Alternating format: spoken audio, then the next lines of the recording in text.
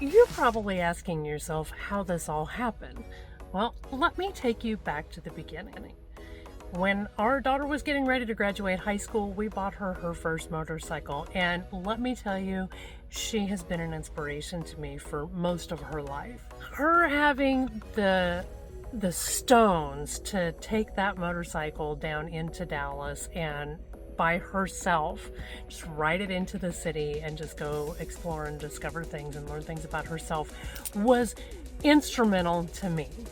Fast forward 5 years, and I finally decided it was time for me to get my bike.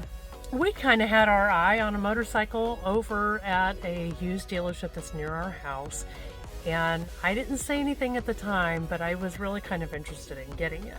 And then after our trip to New York, we started talking seriously about trading in our big victory. So now it's time to have discussions, real discussions about me getting my first bike. So our daughter's bike just happens to be parked at our house. So it was just perfect for me to, under the supervision of my husband, get that bike out and start walking it around the yard. And I cannot tell you how terrified I was. That little bike seemed like it weighed so much, and I was just terrified that I was going to drop it and hurt myself or damage the motorcycle in some way. But it kind of gave me a little bit of frame of reference. And then we just went over to the dealership and bought my bike and brought it home. I didn't even know if I was going to like riding, but now I own an Indian. It was very exciting and very scary for me. I got my Indian motorcycle out and walked it around the yard and was even more terrified because now this bike is bigger, it's heavier, and it's mine. And there's no engine protection, no crash bars as they're referred to. There was no help for me if I dropped it, which, by the way, I tried to pick it up and that did not go well. I know the practicals of how to do it, but I just can't do it. And I actually got brave enough to put my motorcycle in first gear and let out all the way on the clutch and just kind of ride it around the yard. Fortunately, we've got a pretty big yard, so I could do that. But I was absolutely just terrified the whole entire time. Well, I signed up for the Motorcycle Safety Foundation's motorcycle rider course through our local Harley Davidson dealership. And it was a 3-day course. There was 5 hours of self-guided online stuff, and then 1 day of in-classroom stuff, and then 2 days on the course, and then the written final. Let me tell you that is nothing to mess around with when you're doing the course. There are certain clothing requirements that you have. Like, you have to wear closed-toed shoes, preferably boots. You have to wear long pants, and you have to wear a long-sleeve shirt, and your helmet and eye protection. When I went, it was October, it was 91 degrees, and I had heat exhaustion and was throwing up behind the storage unit, so take it seriously. One of the first things that we did to my motorcycle was to put a gremlin bell on. And if you're not familiar with the gremlin bells and the mythology that goes along with them, is that the road is full of gremlins that will try to hurt you in some way when you're on your motorcycle. And the ringing of the bell hurts their ears and drives them away from your bike. Only another motorcycle rider can buy one and gift it to another motorcycle rider. You cannot buy your own, and you cannot, one that is gifted to you by a non-rider is ineffective. It's totally superstitious and whatever, but it is a way for someone to show that they care about you. And so Brian got me one, and our daughter got me one as well, and I carry one in my riding jacket pocket, and the other one, as you can see, is strapped to my motorcycle, so I am protected all the time. But now I've passed my MSF course, I've gone down to the DMV, I've gotten that endorsement on my license, and I am official, legal rider of my own Indian motorcycle, and I went for my first ride, and I don't think I got over 35 miles an hour. I was very, very nervous. It's just a totally different kind of experience. I mean, I've ridden on the back of a bike for, gosh, 16 years, 15 years. I've been back there on the back of the motorcycle. I have over 100,000 miles on the back of a motorcycle, but it's a totally different experience being the one who's in control, and all of the things that you have to remember in this hand and this foot and this hand and this foot, and looking everywhere and making sure that you're maintaining speed. And there's just so many things that you have to look out for as the rider that you don't have to really pay attention to whenever you're a passenger. But it makes it really exciting. And then I have days like this. How far did we ride? About 15 miles. 15 miles. 17 miles. How much? 15 to 17. I don't even know what my thing said. I forgot to reset mine after we got fuel. Oh, hush. This smart ass. And this smart ass. These guys are keeping me company. Our first family ride. We're so happy. I went 17 miles and did 62 miles an hour. You know what? You had a first time too. Contemplating going home. No? Carpe diem. One of the goals when we bought this motorcycle was to take it on a road trip down to Louisiana, which is about 500 miles in one direction from our house. So in preparation for that, we did things like riding to Springfield, which is about 90 miles away.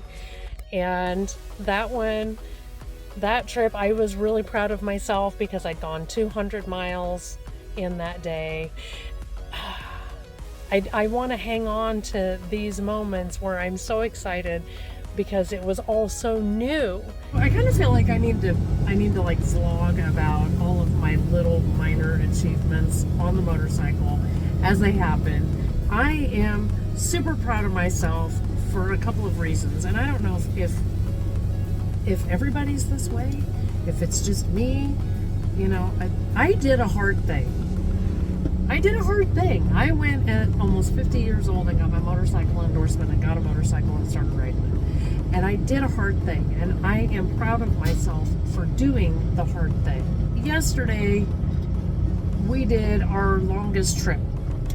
It was 170 miles on the way home, at least, where the speed limit allowed. I drove 65. We stopped and took pictures and had a good lunch, and it was a nice day. And it's February, and it was 65 degrees, and you just can't say no to days like that. My butt hurt, my elbow hurt, my knees hurt, and my left wrist hurt. But these are all the little growing pains, I think. I don't know. I've never done this before, so I don't know if I'll ever be comfortable in that seat or with those floorboards or anything else. But I'm doing the hard thing. And I did roundabouts. I even led the way in a roundabout twice. And I'm proud of myself because I did that. I did the thing. The thing that I said I would never do. I'm really proud of myself. So that was our first kind of distance trip. Our first trip in March, we put some luggage on the motorcycles and headed on down to Rogers, Arkansas. We're getting ready to go on my first overnight trip on my bike. We're going down to Rogers. It's like, how far is it? 100 miles. 100 miles.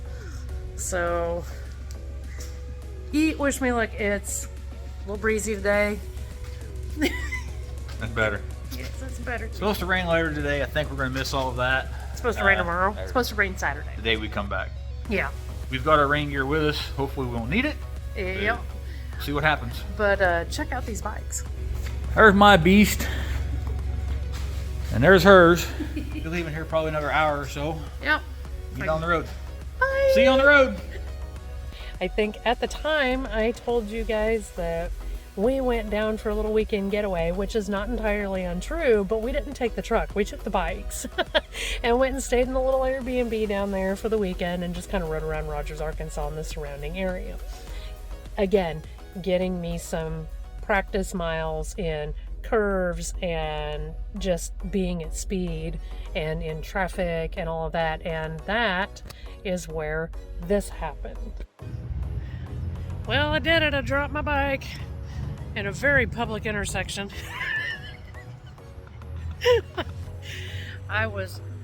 He was in front of me turning, and I didn't think he was turning where, he wasn't turning where I thought he was going to turn. Yeah, that. Anyway, so I was in fourth gear, trying to brake and clutch and not get rear-ended by the guy behind me. I chugged, I dropped, the guy behind me got out and came and helped pick my bike up. So good people do exist.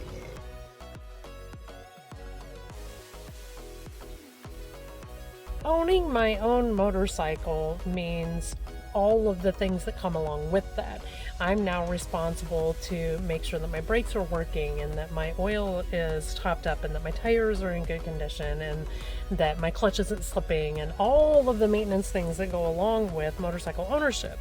And it's been kind of a tough thing for Brian to let go of taking care of those things, but I really want to make sure that I know my bike inside and out so that if something isn't functioning properly, because I'm the one riding it, I'm going to be the first one to know.